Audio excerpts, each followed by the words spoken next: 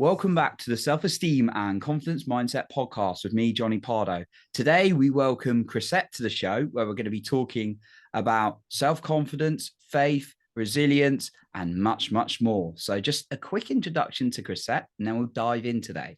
So Chrisette Michele is a Grammy Award-winning artist, singer, and songwriter who is on the brink of bringing out her new podcast, Come Back Sis, an extraordinary journey dedicated to exploring stories of triumph, resilience, and the restoration of faith. Through intimate dialogues, she engages in deeply reflective conversations, delving into the transformational moments that have sculpted individuals into the resilient figures they are today. So excited for the conversation today, Chrisette. So welcome to the show. Given Yeah, no, it's a pleasure to have you here. And I know we're going to have a great conversation today. So, given obviously a little bit of an overview to you, for the listener, if they're not familiar with you or they don't know you, it seems like you have a bit of a passion helping with or talking about resilience, a little bit about faith. So, yeah, it'd just be really interesting maybe to hear a little bit of an outline maybe of your story that's actually got you so connected to these things. Sure. I'll make a long story short, right? Otherwise, I'll be here for 41 years. I would be as well. But yeah, it's been a lifetime, just like everybody else's journey. You learn as you go. I was raised in music. Vocal jazz performance was my college major. You had to play every instrument, but I was raised mostly on the saxophone and the piano, the woodwinds. And I went to after I at my last year of college, I got signed to a major record label here in the States. And I kind of got started in the music space. We put out music. We won a Grammy. We went to the #1 space on the Billboard pop charts, and it totally freaked me out because I had never looked for any of that. I was in the jazz space. I was in the classical space. I sang opera and in different languages. So to become a R&B recording artist was totally out of my league, but apparently it made sense to the rest of the world. And so it's taken me on trips around the world. I've sang in the political space on multiple occasions, whether it be at the White House or for the troops of the military here. I've traveled to Iraq and overseas, kind of some scary places to sing and to lift and motivate the troops. But when I was asked to sing for the inaugurational event of Donald Trump, I said yes. And we sang motivational and inspirational music there as well. But the public did not take well to it. And so I was canceled around the world by a few million people. My phones were attacked. My safety was attacked. And it really forced me to kind of go inside and take a second look at who I am, what people see me as, and if I'm making the impact that I think I am. When people can so quickly discard all you've done, it makes you question if you've ever made any sense. And so that kind of led me into yet another, inward journey, wellness journey. I had been on wellness paths kind of for a long time, especially in the raw vegan and yoga space. But this was when I got my yoga certification as a teacher and just spent some time opening up a yoga studio and being really quiet. And in that time, I met a lot of people who had rock bottom moments and who needed to learn how to breathe. And teaching people how to breathe taught me how to breathe at the same time. And a lot of people responded to it. And it became something that I am now also known for outside of music. Oh, brilliant. No, it's I can resonate with the inward journey as well when obviously not the same situation as that. So thank you for sharing that. And like a number of maybe criticism must have like obviously impacted you, and that kind of sounded like you went on your inner journey a little bit. So with the breathing, I want to kind of like touch on that because I'm a big fan of like the somatic work. I do quite a lot. I work with a coach on that. Is that something you reinforce regularly into your like day to day with the breathing? Is there kind of any, Yeah. does that help you? It's one of my favorite things to talk about. I mean, first of all, I'm a singer. And Yeah, so helps. isn't it ironic that I would be trained to breathe in order to create art? But then I had to be trained to breathe in order to create peace on the inside. So it had become a part of my daily meditation as a singer. And then it really became a part of me as a human. It was what kept me steady. It's what kept me grounded. And it is absolutely a daily and moment by moment practice. Just the idea and the art of breath work and breathing meditation. If you're always coming back to your breath, then you can always be present. So yeah, it's a daily practice. It's a daily journey. And it's my favorite thing. It really is. Oh, amazing. Yeah, yeah. I can relate to that. And sometimes I like breathing into the heart. That's really good to kind of get out that Mhm. mind, right? The sometimes. Yeah, the mind gets offered all these ideas, and I think we often think we have to think them, just because it's an idea. We're like, oh, I had this idea. And it's like, you don't have to keep that idea. You can release it. You can thank it for Mm, coming and say goodbye. releasing it. Yeah. Yeah. Like it can be, I find it's quite a useful tool sometimes. Well, it is a useful tool. But then it could, yeah, out of good, like when I've disconnected from the heart and kind of like breathing the body. That's when, that's when I don't feel so like I don't know, like connected to life and things like that. So Yeah. yeah, just I like what you say about being able to release things and yeah, let go a little bit. So yeah, that's really Yeah. beautiful. So yeah, Yeah.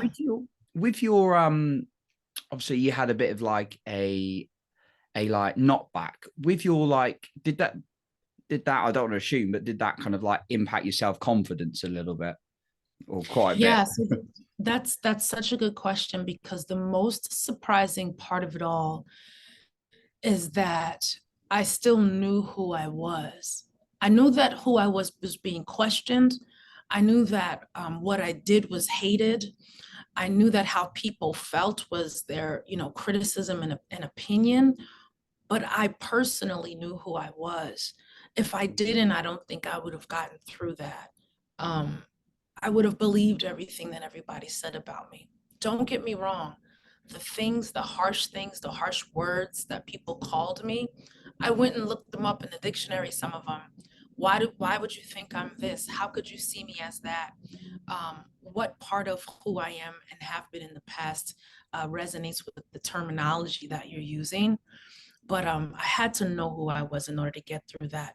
And that's why breath work has to be preventative. That's why self-esteem has to be preventative, because before we need those things, we need to have them. Does that make sense? Yeah, so you're saying um you need to you so you really took some time to kind of understand who you were in order to so the outer world wouldn't impact you as much. Yeah, and it impacted me, the Yeah, yeah, human of course it being. yeah. You're a Yeah. human at the end of the day, right? Yeah. Oh yeah. Yeah, of Oh yeah. course. And I tend to not say that correctly often, which is why I make sure I did. It hurt. Mm, It was embarrassing. I was ashamed. Um, I was afraid to go outside. So it impacted my quality of life, and it impacted my what's a good way to say, quality it of life. impacted that space of shame. I Mm, had never felt ashamed before, not like that. And I think the shame came from wanting to be something for people that I no longer was. You can be something mm, for yourself, but it's another thing, to be something for your child or your brother or even your fan base. I wanted to be something for them and I wasn't. And that was embarrassing. And you felt that level, that's where the shame came from a little bit. So Yeah. So we use the word self-esteem, but sometimes there's this social esteem, right? It's like, who am I socially? mm, Who am I publicly? Who am I to people? And when that gets impacted, it impacts your self-worth. What is my value to others? So my self-esteem, who I am personally, I knew, but who I was to people, oh my goodness, that was uncomfortable. mm. So how did that change through your journey? Like there was a stage there. Do you feel that that's kind of changed who you are to people, and you're at a position now you're more comfortable with it? Yeah, it made me really look at fear of rejection. And I Mm, realized that I had a massive fear of being rejected. me too. That social esteem is what taught me, oh my goodness, you really care about how people feel. Like it really matters to you. I didn't know it mattered to me so much. Mm, I thought that I was so confident in my decisions that if somebody disagreed with them, I'd be fine. I found out through this process that I cared almost too deeply about what people think. And for that reason, my art and my offering definitely changed because now that I know it's okay um, not to be so invested in what people want or what people think, mm, then I know it's okay to keep what I have to myself. So I don't have to sing. I don't have to perform. I don't have to say these lyrics. I don't have to do this thing in order to be valuable. And so placing my value in other things like inner peace sounds selfish, but now I know it's okay. mm. And what is inner peace to you? What do you see it as? I was on your YouTube earlier. I noticed you were talking about it a little bit. hmm Yeah, for me, inner peace is just being comfortable with what is, Mm, kind of resting in what is. And we live in this world, and I kind of hate these comparisons about social media, but it's true. We live in this world where social media kind of ask us to continue to challenge ourselves and try harder and do better. And it's like, what if you're already trying? What if you're already doing your best? When do you get to relax in that? When do you get to sit in that? And so for me, that's what inner peace is can you breathe into this moment and be okay with the air? Like just know that your body will filter out the stuff that you don't need and be able to breathe. That's hard, but I think that's what inner peace is. mm. I love that definition. Kind of just touching on what you said about like the social media, which is, I've, hands up, definitely been impacted by it, in the past, even tiny bit like now and then. But when you look at people and you think, oh, I want a better life, or actually, I want to do that. Actually, no, I want to do that. And we're like being programmed, like see someone with a jet and it's like, okay, I want to be like a trader or whatever. I don't know. That's a random example.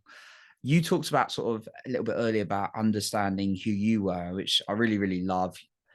Was there anything, obviously, we talked about breath work, but was there anything that helped you discover more of who you were? Or was it just a case of sitting with yourself a little bit more? A little bit of both. I kind of love what you said about like looking at other people's social media and being like, oh, that's really cool. The truth is that sometimes looking at other people for inspiration feels really nice.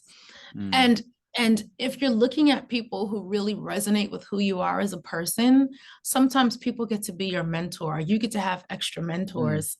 They don't even know they're your mentor. So I definitely looked at people like Gabrielle Bernstein. Oh, big fan. Yeah. And yeah, right. And you, Brene Brown, you get to watch these people, you watch every single thing they've ever said, and you kind of let them be your mentor. So I had to pick and choose who to look at on social media Mm, and who to let into my system. Um, because I did need like a big sister. I wanted one. And I didn't feel like I had that. So certain people became my mentor by default. But that going within side of it all, it was so noisy outside. It was so noisy in social media. I couldn't look at the comment section. I couldn't post anything without being like what felt like brutally attacked. So I had to stop looking at it all. I really had to like shut it off and not look at it. And I didn't look at it for maybe a year or two. I would post completely and only positive things about the people who I asked to be my mentor in my own way. I would only post about them. So it would be a Gabrielle Bernstein post and a Sarah Jakes Roberts post. And then I quickly would just get off the internet. I would just get off of it. mm, And I thought at that time, if I put out positivity and nothing else, and I combat this discomfort with positivity, maybe that will mean something. I don't know if it did, But for me, it was just my way of still having a voice in a time where I felt like my voice was taken. Oh, I love that. So kind of like disengaging and not like feeding it as almost like not feeding your system with the negativity. I'm going to cut that off a little bit, but what I'm going to do is put back some positivity, some of that energy, some of that voice, um, Yeah. into the into like sharing people like Gabby Bernstein, for example. Mm-hmm. I think one of my mentors, I like what you said because perhaps I kind of said it wrong as well, but like I agree also it can be useful for inspiration. I think one of my mentors, guy who works with Tony Robbins, but he says self to self for progress, then self to others for possibility. So it's like that. Oh, I thought that's always stuck with me when he said that. isn't that so good? It's like when one thing awful happens, we put it on everybody in the whole world, which I found myself doing. I was, if I'm honest, I was like, no Black people will ever speak to me again. This is the end of my tenure in the Black community. And there were people all along the path that were like, I was with you the whole time. Even Gabrielle Bernstein once commented on one of my posts, and I was just like, sometimes we feel like everybody hates us, and we do have to pick and choose, like, where do I look for love? And we find it, and we kind of stay there until we find more love when we step into the next piece of love, one piece of love at a time. One piece at a time. Beautiful. With the what I touch on was perhaps when you're in that like challenging place and you had all these sort of like comments, and I've been there. I know many people who have like listened to my podcast who've like fed back to me have been in some quite challenging places when things are not looking, you can't necessarily see that light, things are not looking good. How do you sort of build that faith again, or is it very much kind of just be coming back to yourself as we've been talking about? Yeah, because I totally quit. I said, all right, I won't be singing anymore. Mm, No more performances for me. I've started to believe that I was this canceled person. And so I started looking for other outlets to live my life. I put in applications to be a college professor, which is a wonderful, wonderful job. But it wasn't what I, dreamed of. I started writing books. I started doing everything except singing. I gave up. And so, as it pertains to faith, and not really in the religious sense, but just in general, I completely lost faith in myself. Like as a singer, I mean, how massive can the word lost be? Like at its greatest magnitude, I lost faith. But I didn't lose my belief system, right? So I had mm, faith. I mean, I had lost faith, but I still, how do I say it? I still believe that God was sovereign. I still believe that even if I don't know the plan, He does. mm, I still believe that He wasn't shocked by any of this. He wasn't in heaven saying, "Oh my goodness, I can't believe this happened to you." But Chrisette, the person, absolutely lost faith. Period. And exactly what you said is what happened. I had to come back to myself and see myself through these eyes of sovereignty, these eyes of the big picture, these eyes of everything's going to be okay. And I had to just keep believing that. I had lost faith completely. mm. So you basically you had something faith in something that wasn't that was outside of you, that was something bigger. Uh, call it God in this instance. You were looking to God for like this faith, and then it involved you coming back to you even though you didn't feel it. You just putting that work, connecting with yourself. Exactly. I knew that if I could imagine that faith existed, imagine that something bigger existed, and maybe that's what faith is, right? Mm, I knew that if I could just keep doing that, keep imagining that that you're going to be okay, then you will, even if it didn't look like it. And it really didn't look like it. mm. Okay, so it was something that it was just built into you over time, and then it sort of like developed and developed and developed as you kind of went through that faith. You're able Yeah, to. it was ugly. Mm, Do you know how they say, so my therapist at the time, she said, Chrisette, if you lose the feeling to be sad, and if you repress the feeling to be depressed. And if you Mm. repress the feeling to be happy, if you repress any of your feelings, you're repressing the ability to feel. And so at that moment when I'd lost faith, I think I was really depressed, like embarrassingly depressed, if you will, like very Instagram, I'm depressed, hashtag depressed, depressed. Um, and when I finally decided to acknowledge that I was depressed, and I finally sat into the depression, I got to tell you, it was ugly and uncomfortable, but it felt so good to feel Mm. because I had lost my feelings. I had lost any acknowledgement of saying I'm not okay, I'm uncomfortable. And when I finally did that, and I know this is ridiculous, but I think that's when my faith came back because now I knew something about myself. I was able to articulate something about myself. And I knew now that I could bring those words to God. I could say, God, I'm really uncomfortable. God, I'm depressed. Since you know everything, I'm thinking I should tell you that because I don't know what to do with it. I just know I can finally feel it. And so that when you say coming back to yourself, when I came back, she was depressed. And I had to look her in the eye and say, okay, now that we know that that's something, what can we do with that? And depression, if you sit with it and you go through the journey of depression, um, you learn so much no matter what. Even if it's ugly, you get to learn. Um, and you'll find that the path doesn't stay in depression, but it's okay if it starts there.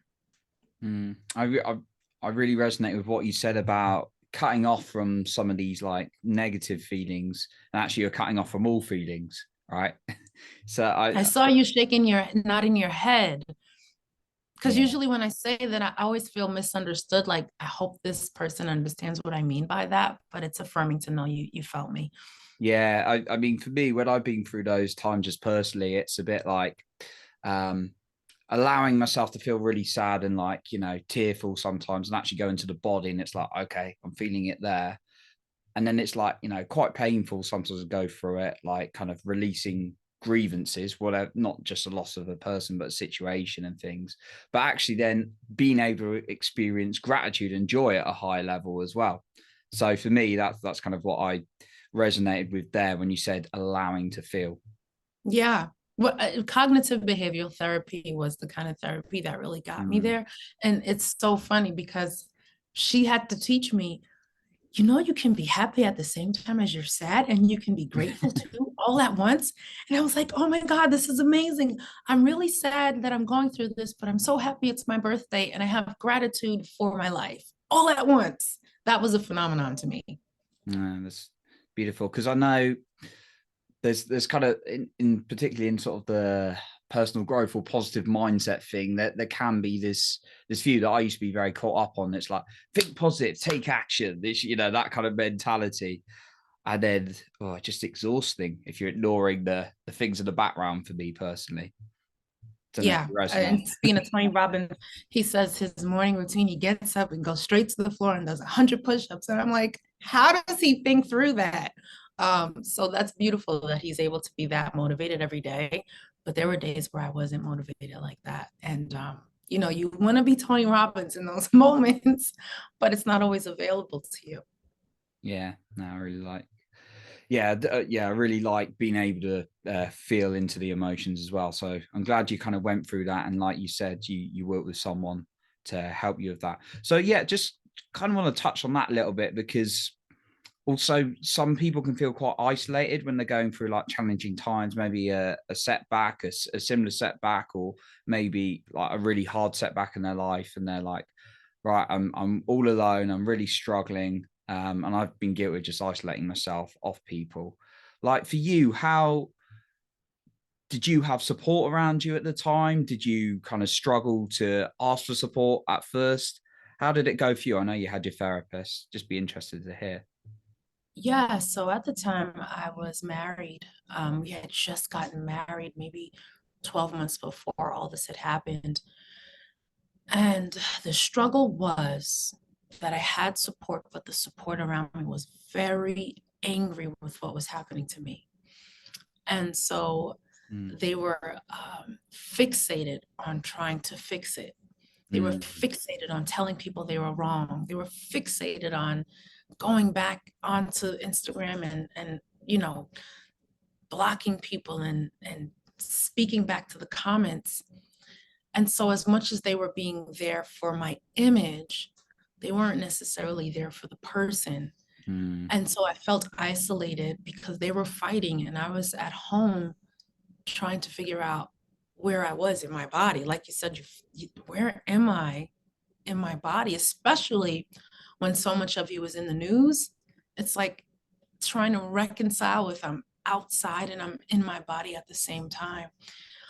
So that was the most isolating part, was the people who loved me so much didn't realize that I wasn't in the noise. I was in the house trying to figure out how I, the person, was going to get through this. But right after that, about 6 months after that, 6 months after everything had happened, was when I decided to go and get my yoga certification. And I spent a lot of time with my mom and my dad and my brothers. And when I tell you, I mean, it was like mom's home cooking, dad's, no matter what, you're my baby girl. And my brothers just sort of laughing and dancing with me and just being silly.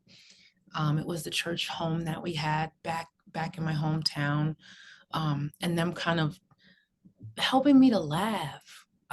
When you're sad, you still think things are funny, and I'm very silly, so I just needed people to relax into letting Chrissy heal. The whole world didn't need to heal. I just needed to heal mm. for myself, and so my family therapy and yoga really let me do that. Ah, beautiful. Yeah, it sounded like at first when you started explaining that, it sounded like you had quite a lot of, you know, people who supported you, but more like the fixers rather than feeling you and actually holding you, holding the Yeah, space for you at yeah, first. But you found you got yeah. that. Yeah. That was probably the most uncomfortable part of everything, was people being more involved with who I was in the spotlight than who I was at home. Mm, They thought that if my name got ruined in the spotlight, that something would happen to me, the person. And I didn't feel that way. I felt like people whose names are in the spotlight get annihilated in the spotlight all the time. We see that every day. That's a part of the business. Um, but who I am at home, if she's not okay, that's a big deal. mm, big impact. Mm, love it. So no, I'm glad. Obviously, you went through the yoga training. You've connected to your breath. You've had some time with yourself Mhm. in order to do that. And I think in a busy world, is a really great story you shared today, because a lot of us can be like trying to like firefight all the time and they're just trying to fix things. Definitely been guilty. Had a lot of feedback, a lot of friends who kind of said they do that. Mm. But yeah, the importance of you sharing today in how you went inward, and also was held, found those things that made you feel comfortable, was really beautiful. So Thank Chrisette, you. as we kind of like wrap up today, I want to obviously thank you for your for being on here and then being very open, sharing all your story. And it's great because sometimes people don't realize what other people are going through. So um I really appreciate the transparency. So just before we wrap up, is there maybe a final point perhaps you want to share to the listener who might be going through a hard time, maybe lacking confidence, maybe really struggling from like a setback? And then also, if the listener wants to find out more about you or connect with you, find out more about your work, where they can find you. Yeah. The first thing I'd say, and I say this often, is find yourself in history. There's always a story that you can find that can help you resonate with being here on the planet. Uh, I know it feels like you're alone. I know it feels like there's nobody else there. But go to the bookstore, go to the library, go and find a story that reminds you somewhat of what you've been through or what you're going through, because those are the mentors that aren't in your presence necessarily. Those are the helps that you need to get through things. People's stories help you to overcome. So pay close attention to the stories that you intake when you're going through something. And then the other side is I've created a podcast called Come Back Sis, and it's kind of about this journey to coming back into yourself and to coming back to the world after you feel abused or attacked or uncomfortable. And I'm sitting with women and men who have been through something that seemed like it would be the end of their road, and it ended up not being. Some of the stories that I heard, and again, I laugh probably more than I should in general, but some of the stories that I heard, I had to stop the person and say, "Are you serious? Did that really happen?" Some of the stories are unbelievable, and the amount of personal and social success that these people have had since their rock bottom is fascinating to hear. So that's kind of my give back. You can go to comebacksis.com as our podcast launches. I want to be the person that I wish I had when I was at rock bottom. That first person I wish I'd had, who didn't look at what people were saying I was, but was looking at who I was saying I was. What are you saying you are? What are you beating yourself up about? You need a friend right there in that moment to embrace you and to tell you the truth about who you are, to tell you the beauty of who you are. And so hopefully Comeback Sis is that for a lot of people. Wonderful. Sounds like a great opportunity for the listener if you've really hit rock bottom. So we'll be sure to link that up in the show notes today. And once again, Chrisette, a massive thank you for coming on and sharing everything you have. Thank you. Thank you so much for having me. I appreciate it. You're welcome. So that concludes our episode for today. And remember, you are in control of your own self-esteem and confidence.